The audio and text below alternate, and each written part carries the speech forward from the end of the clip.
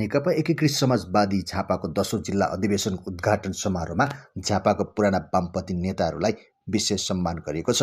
पूर्व प्रधानमन्त्री तथा एकीकृत समाजवादीका वरिष्ठ नेता झलनाथ खनालको प्रमुख आतिथ्यमा सम्पन्न कार्यक्रममा नरेश खरेल सहित 10 जना अग्रज नेताहरूलाई सम्मान गरिएको हो। सम्मानित हुनेहरूमा इन्द्रबहादुर बुढाथोकी, इन्द्रसिंह राजवंशी, जनार्दन उप्रेती, देवी बराल, पुण्यप्रसाद खरेल, गङ्गा ओली, ताराराज ओली, तारा रुचाल र पुण्य नेपाल रहेका छन्। नेकपा एमालेबाट झापाबाट सांसद रहनुभएका नरेश खरेल झापाली कम्युनिस्ट आन्दोलनका अगुवा हुनुहुन्छ।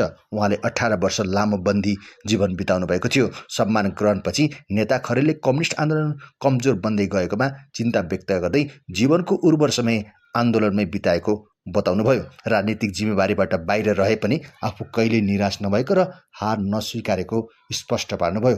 बिर्तामोडको इन्द्रनी ब्याङ्केटमा शनिबार सुरु भएको अधिवेशन आइतबारसम्म चल्नेछ। उद्घाटन समारोहमा इन्चार्ज पुष्पराज पोखरेल, प्रदेश अध्यक्ष सरिता खड्का, पोलिट ब्युरो सदस्यहरू, उपमहासचिव राजेन्द्र राई लगायत नेताहरूले मन्तव्य राखेका थिए। अधिवेशनमा 400 भन्दा बढी प्रतिनिधिहरूको सहभागिता रहेको छ भने आइतबारको बन्द सत्रमा नयाँ नेतृत्व चयन गरिनेछ।